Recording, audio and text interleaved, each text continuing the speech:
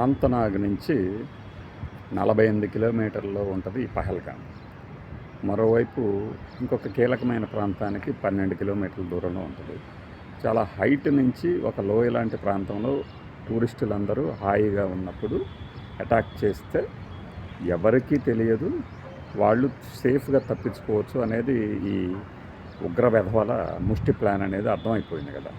అయితే మనకి వైజాగ్ నుంచి కానీ నెల్లూరు నుంచి కానీ ఇద్దరు చనిపోయినప్పుడు వారి కుటుంబ సభ్యులు వారి పక్కన వాళ్ళు చెప్తున్న మాటలను బట్టి చాలామంది పెడచెవిన పెట్టింది ఏంటంటే ముందే వీళ్ళు పేలుళ్ళు అంటే ఫైరింగ్ గురించి తెలిసి పారిపోతుంటే లేదు ఇక్కడ ఉత్సవం జరుగుతుందని కొంతమంది ఆపారట. కాశ్మీరీ శాలువాలు అమ్ముతున్న వాళ్ళు వాళ్ళని పట్టుకొని 4 పీకాల్సిందే.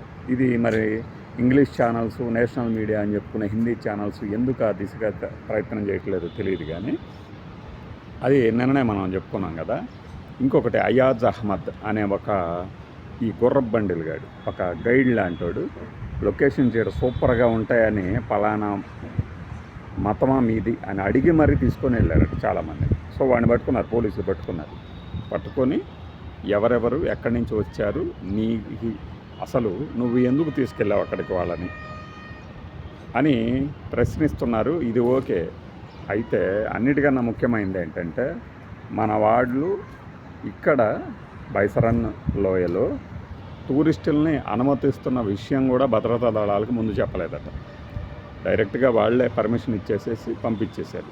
అంటే ఏంటి, ఈ స్థానిక అధికారులను పట్టుకొని కొట్టాల ముందు. వాళ్ళ అమాయకుల వాళ్ళకి భాగం ఉందా అనేది పక్కన పెట్టండి, ముందైతే ఎంక్వైరీ జరగాలి ఎలా పర్మిషన్ ఇచ్చారు అనేది.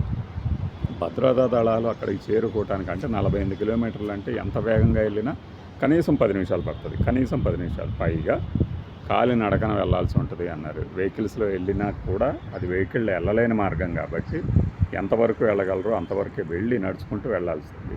సో ఇవన్నీ ముందుగానే ప్లాన్ చేసుకొని అటాక్ చేశారనేది అర్థమవుతుంది. ఇప్పుడు మరి వీళ్ళని ఏం చేయాలి అంటే కొంతమంది సత్రకాయగాళ్ళు కామెంట్లు పెడుతున్నాను అనమాట. అరే వెధవతనం ఇక్కడ ప్రదర్శించండి, అర్థమైందా?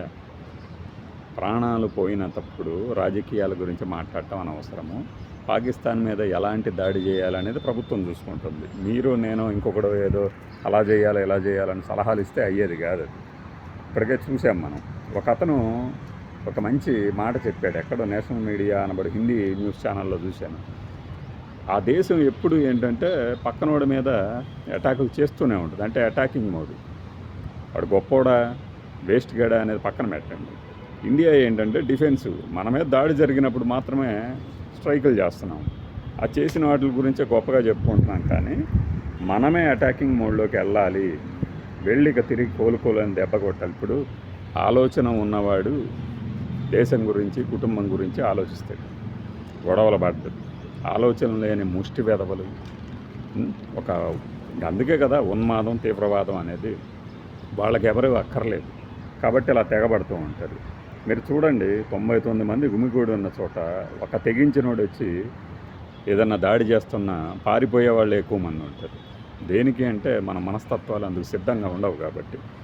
మనము ఇక్కడ అటాకింగ్ మోడ్లోకి వెళ్ళాలి అంటే ఆ పాలసీ మారాలి అంటే ఇంకా కొన్నేళ్ళు పడుతుంది. ఇప్పటికీ కొద్దిగా మారింది అంటున్నారు, కానీ ఇంకా మారాల్సిన అవసరం అయితే ఉంటుంది. మన దగ్గర ఎన్ని ఆయుధాలు ఉన్నాయి, యుద్ధం వస్తే పాకిస్తాన్ అసలు నిలబడేది అంతా అనేది పక్కన పెడితే దానివల్ల వచ్చే నష్టాల గురించి ఆలోచిస్తుంది ప్రభుత్వం. ఇది ఆలోచించే ప్రభుత్వం మనకి మన కుటుంబము, మన దేశము, ప్రజలు ముఖ్యము అన్నప్పుడు ఇది వాళ్ళకి వీక్నెస్లా కనపడుతుంది. కానీ మన బలం, మన కుటుంబం, మన దేశం. ఆలోచించే వాళ్ళు ఎవరు ఇలాంటి యుద్ధాలకి దిగరు.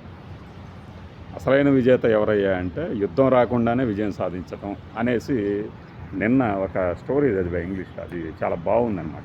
కానీ అంత మాత్రం చేత అసలే దెబ్బ కొట్టకుండా వదిలే సమస్య లేదు. ఆ దెబ్బ ఎలా ఉంటుంది అనేది చూడబోతున్నారు. ఊరక మాటలు అయితే చెప్పట్లే ఇక్కడెవరు. మన హోంమంత్రి గారు కానీ, ప్రధానమంత్రి గారు కానీ, రక్షణ శాఖ మంత్రి గారు కానీ చెప్తున్న మాటలు అయితే ఊరికైతే చెప్పట్లేదు. అయితే ఏంటంటే ఆ ఎమోషనల్ అటాక్ అనేది ఎలా ఉంటుంది అనేది వాళ్ళు చేసిన తర్వాత మనకు తెలుస్తుంది. అయితే ఖచ్చితంగా ఆ లోకల్ పీపుల్ జుట్టు పట్టుకొని బయటకు ఈడ్చుకొచ్చి అసలు విషయాలు బయట ఎలా రావాల్సిన అవసరం ఉంటుంది. ఆ తర్వాత భూమి దిగంతాల వరకు ఎంతవరకైనా సరే తరిమి కొట్టి ఉగ్రవాదాన్ని నేలమట్టం చేస్తామనే ప్రధానమంత్రి మాట నిలబెట్టుకుంటారని అనుకున్నాం. బై.